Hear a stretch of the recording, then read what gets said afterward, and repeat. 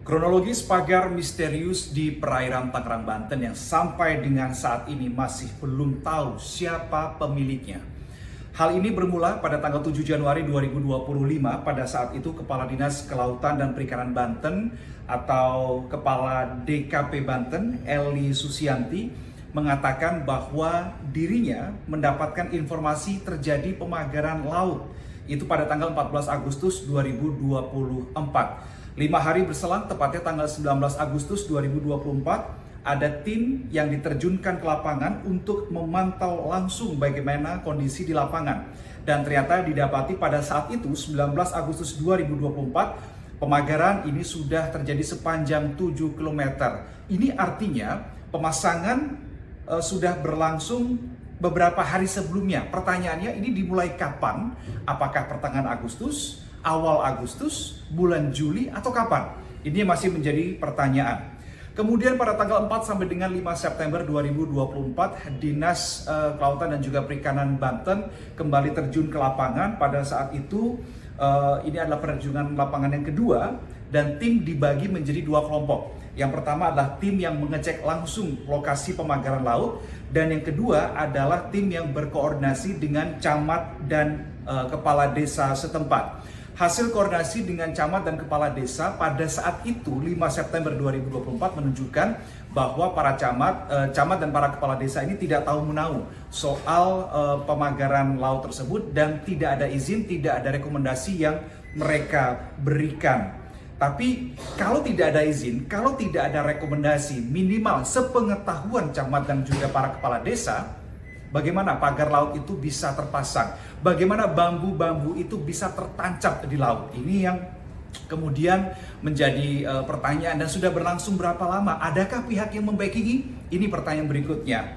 Kemudian tanggal 18 September 2024, DKP Banten atau Dinas Kelautan dan Perikanan Banten menginstruksikan agar pemagaran laut ini dihentikan. Tetapi itu bulan September 2024. Januari 2025 kita tahu bahwa pagar laut itu sudah berada sepanjang 30,16 km. Artinya, instruksi dari Dinas Kelautan dan Perikanan Banten tidak diindahkan, tidak dilakukan. Tanggal 9 Januari 2025 atau 2 hari setelah pihak DKP Banten buka suara soal pagar laut misterius, pihak KKP itu melakukan penyegelan terhadap pagar laut. Alasannya yang pertama adalah tidak punya izin dasar KKPRL dan ada di zona perikanan tangkap serta zona pengelolaan energi. Kemudian 2 hari berselang, secara tiba-tiba juga dan secara mengejutkan, tepatnya tanggal 11 Januari 2025, tiba-tiba ada pihak yang mengatakan bahwa itu atau pagar laut itu dipasang secara swadaya oleh masyarakat. Dan mereka mengatasnamakan dirinya sebagai Jaringan Rakyat Pantura. Tujuan dipasang pagar bambu itu dikatakan oleh Jaringan Rakyat Pantura itu sebagai mitigasi tsunami dan juga abrasi. Kalau mitigasi tsunami dan juga mitigasi abrasi, kok cuma pagar bambu yang ditancepin? Pertanyaan berikutnya ini ya. Berikutnya ini soal pembongkaran, kemudian muncul isu-isu lain terkait dengan pagar laut. Terkait dengan pembongkaran atau lebih tepatnya pada tanggal 18 Januari 2025 kemarin, pihak TNI Angkatan Laut membongkar pagar laut.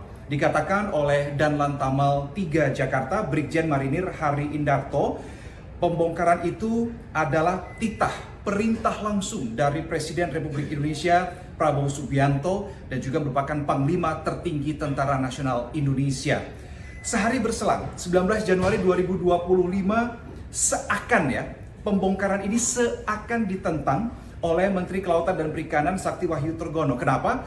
Karena Menteri Kelautan dan Perikanan Sakti Wahyu Trenggono meminta pembongkaran itu dihentikan dulu karena masih dalam proses investigasi. Tetapi di sisi lain, Panglima TNI Jenderal Agus Subianto memasang badan begitu ya, dan memastikan bahwa pembongkaran itu tetap harus terjadi, tetap harus dilakukan. Jadi di sini kita sudah melihat ada sedikit beda sikap. Yang satu membongkar, yang satu meminta untuk pembongkaran dihentikan sementara karena masih dalam proses investigasi.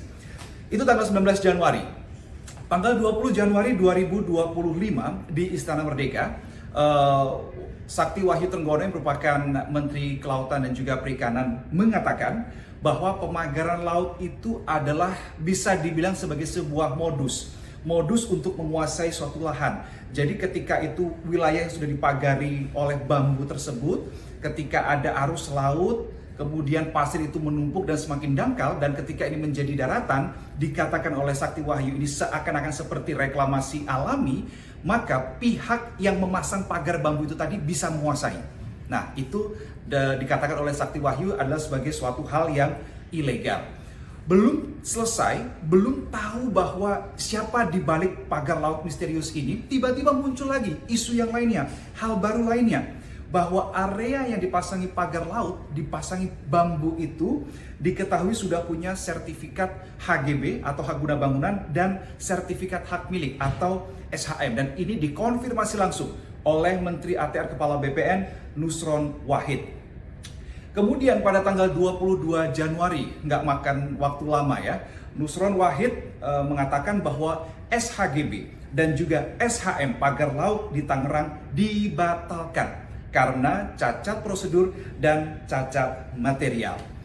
Hal ini, peristiwa pagar laut misterius ini ternyata juga menyeret begitu ya, membawa dua nama lain, yaitu Agus Harimurti Yudhoyono dan Hadi Cahyanto. Kenapa? Karena dua figur inilah yang sebelumnya menjadi Menteri ATR Kepala BPN. Agus Harimurti Yudhoyono menjabat sebagai Menteri ATR Kepala BPN sejak Februari sampai dengan Oktober 2024. Hadi Cahyanto menjabat sebagai Menteri ATR Kepala BPN sejak Februari 2022 sampai dengan 2024. Dan kita ketahui bahwa SHGB dan juga SHM ini terbit di tahun 2023. Berarti kalau dilihat durasi atau timing terbitnya SHM dan SHGB ini, berarti pada masa Hadi Cahyanto masih menjadi Menteri ATR Kepala BPN. Pertanyaannya, apakah Pak Hadi tahu soal penerbitan SHGB dan SHM ini? Kemudian, keduanya ketika dimintai keterangan oleh media terkait dengan hal tersebut, keduanya kompak, AHY dan juga Hadi Cahyanto kompak mengatakan mereka tidak tahu menahu soal munculnya, soal terbitnya SHGB dan SHM itu. Sampai dengan sekarang masih jadi pertanyaan, ini kepentingan siapa? Pagar laut ini kepentingan siapa?